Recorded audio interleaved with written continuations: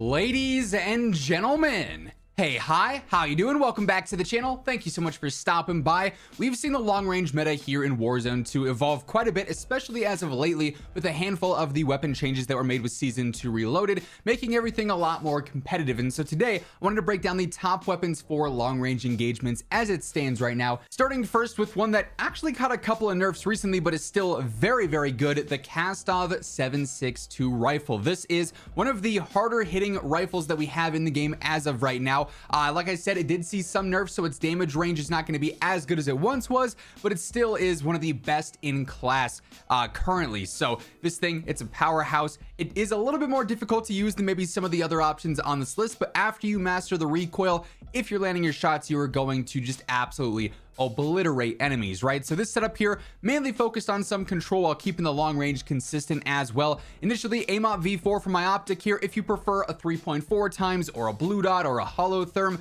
always use the optic that you are the most comfortable with. I say this in pretty much every single loadout video, right? We're going for furthest eye position and faster ADS on the tunes there.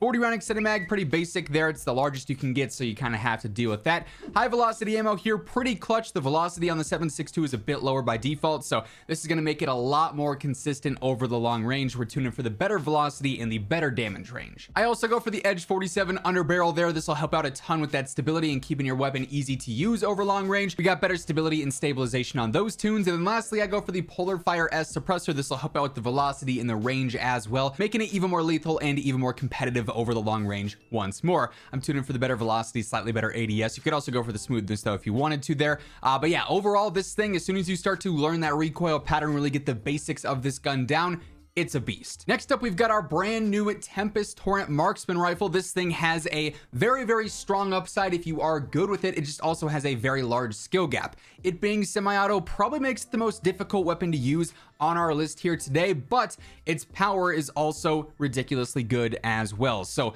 if you can consistently land shots back to back to back, you're going to erase players. If you miss shots, it is going to be very unforgiving. So just keep that in mind. But the pure TTK here, on average, is going to be very good for those players who can master this. For semi-auto, I love the 3.4 times Schlag optic. It's perfect for visibility over long range, furthest eye position, faster ADS on the tunes there as always. 30 round extended mag here. You could jump up to 50 if you're okay with the major slowdown that it causes with that larger magazine capacity. To me, 30 is totally sufficient, even for duos, trios, and quads, right? So I'm okay with that there. Edge 47 on here, yet again, same deal as over on the 7.62, and actually same deal with the Polar Fire S suppressor as well. Really just going to keep it consistent over the mid to long range. And then lastly, I go for the Outreach for a barrel. This is going to extend that damage range even more and increase the velocity as well. So this thing is just going to hit consistently over long range. Where you shoot is going to be where the bullet goes. So long as you have good player tracking, good player targeting, you are going to be able to fry with this thing. Now, of course, it wouldn't be a long range meta video if we didn't talk some LMGs, because these are really what run the long range meta in terms of damage output. The Sakin MG38 still rocking here in Season 2 Reloaded. A little bit more recoil, slightly shorter damage ranges than before Season 2 Reloaded, but still one of the top choices. It's still very easy, very straightforward to use, and its TTK is pretty competitive outside of one specific option, which, spoiler alert, we're going to be getting to here in just a moment. But for the Sakin here, setup not changing all that much currently. AMOP V4 optic, furthest eye position, faster ADS per usual. I'm still running the G305 rear grip just for the straight up better control, especially after the nerf to the control. This will help out some. However, if you wanted to, you could drop this and throw on high velocity ammo if you wanted that slightly better consistency with bullet velocity and hit reg over long range. Either or there will work just fine. Edge 47 underbarrel yet again here, better stability, better stabilization per usual there. Sakin Shred 40 just boosting that recoil control stat even more. That said, there are plenty of good suppressor options here between, you know, Polar Fire S, Zulu is also very good, Talon is good. You could go with any of those if you wanted to stay off the radar and the compass rather with that, but again, no really wrong answers there. Lastly, I go for the Silver Series barrel, better control, better velocity, better range, all fantastic pros to have on a long range weapon. We tune for that better damage range and better steadiness. Like I said, it's not the hardest hitting LMG, but it is very straightforward, very easy to use, and a great option for long range gunfights. Now, of course, the hardest hitting weapon in the long range is none other than the RAAL. despite the fact that this has seen several nerfs recently, including with Season 2 Reloaded, it is still a fantastic choice, still has the best long-range TTK, which is particularly impressive. Right now, this setup is actually the same that we were using pre-nerf, but because they nerfed the recoil control so much on this, all the things here that we have that focus on control are going to make this now the most optimized setup for ease of use while still keeping the power fantastic. So again, AMOP V4 optic, same deal as always, furthest eye position, faster ADS. Just like on the Sakin, I'm running the rear grip, the Stip 40 for the better control, but if you wanted to drop that for high velocity ammo, that's a perfectly acceptable thing to do. I would recommend that if you want you know, that consistent feel and you're really good with recoil control. I do use the Dune under barrel here. This is for better steadiness, better recoil in general, so it'll help out keep that nice and easy, better stability and stabilization on those tunes. Shred CP90 is going to attack the control as well, just like the Sakin Shred 40 would. Basic compensator here.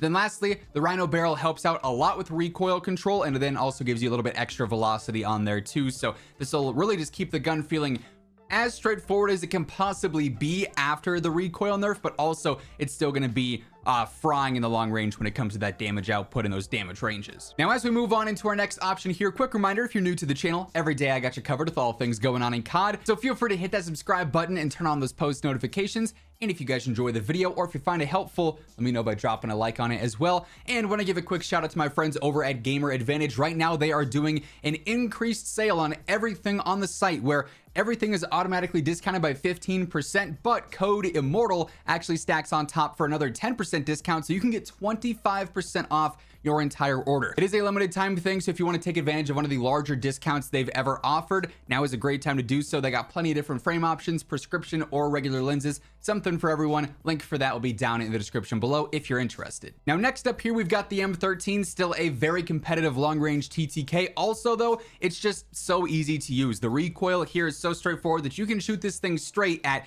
40 meters, 80 meters, 180 meters, it doesn't matter. It's going to be landing shots consistently. So initially here, AMOP V4, as always, no changes going on here. 60 round extended mag is pretty much a must have just because the fire rate is so fast on this thing, so that'll help out a lot with that. High velocity ammo just to help it feel more consistent in the mid to long range, better damage range, better velocity on those tunes. Echoless 80 suppressor here. If you wanted to use a compensator for control, you could do that as well, but getting this extra velocity and range is pretty solid for this build in my opinion, especially because the long range damage did catch a slight nerf a bit ago when they buffed its mid range, so this just kind of gains that back, right? Then lastly, I got the Bruin Echelon barrel. This is for better range velocity control. Again, just going to help out with all the necessary pros of a good long range weapon and make them a bit more consistent. So you're going to have a very easy to use weapon that has you know, low risk, high reward in actual gunfights. Another rifle we got to talk about, the M4. This one is also relatively straightforward, maybe a little bit more recoil than the M13, but also in my opinion a little bit more consistent as well. Mid to long range damage is actually very good here. Its fire rate's a bit faster, so that TTK is going to be pretty quick actually, and you just got to get used to that recoil pattern and you're good to go here, which really shouldn't take too much time. Surprise, surprise, I am in fact running the AMOP V4 optic on here yet again. 45 round extended mag. You could also go for 60 if you're okay with being a little bit slower there. High velocity ammo per usual, better range, better velocity. Edge 47 underbarrel, better stabilization and idle stability. And then also I got the Echoless 80 here. Whenever you can use this, I'd always recommend it. Better damage range, better velocity, gonna help out a lot with that. We tune for even better velocity and a slightly faster ADS, but you could go either or on that left bar there. But yeah, M4, it's old reliable, as I like to say. You cannot go wrong with this thing. Now, of course, the TAC 56 also got to be brought up in the long range meta conversation. Honestly, its TTK over long range really isn't anything to write home about. It's not like crazy fast. However, this thing is just so easy to use that your realistic TTK, when you factor in how many shots you might miss with a 7.62 or a RAAL or something else, is going to be very close because this thing is just so straightforward. You're going to land more shots while using it. Now, even for long range, I use an iron sight build. Obviously, you're not going to have as much visibility as you would if you were to use an AMOP V4 or a Schlager, and if you really want that visibility, go for that. But personally, I feel like these iron sights are fantastic, and you can see people very clearly over 100-meter gunfights, right? 100-meter plus gunfights, and you get an extra attachment to make this thing even more consistent. So I actually go for the combat rear grip instead of an optic here for that better control, better stability and steadiness on those tunes. 40 round extended mag, just like on the M4. If you want to go for 60, by all means do so. High velocity ammo, same kind of tunes here as always. Edge 47 underbarrel yet again, same tunes here as well. And rinse and repeat for the echoless AD as well. Better velocity, better ADS. There, we've talked about this build a lot. It really hasn't changed in quite some time, so obviously it's still gonna stick around in terms of the top tier long range options. And then lastly, we got the ISO Hemlock, probably the most consistent, most reliable, and easy to use long range option in the game. Its TTK, very impressive, and it's even more impressive when you factor in those missed shots. This one, you're not going to miss many shots with. You might miss more with the RAAL, a 7.62, those other options. So good damage already, really good control, easily a top tier choice here. It's a no-brainer. So aim up V4, as always, furthest eye position, faster ADS. Sound like a broken record every optic, right? 45 round mag, it's the max capacity here, so of course you got to be running that. High velocity ammo, better damage range and velocity on those tunes. Echoless 80 yet again, better recoil, better velocity here. And then lastly, the Fielder T50 is going to give you a ton of extra velocity range and a little bit better control, so just making it even more lethal over the long range. Of course, we're going for better recoil and damage range on that as well. Very easy to use, so reliable, kind of a slow ADS, but for long range, that's not really a huge factor. And that being said, that is the current long range meta here in Warzone 2. That's going to wrap things up for today. If you guys enjoyed the video, let me know by dropping a like on it. And if you're new here, feel free to hit that subscribe button and turn on those post notifications so you can always stay up to date with all things going on in COD. But once again, thank you so much for tuning in. And until next time, take it easy. Have an awesome rest of your day. I'll catch you guys later. Peace out.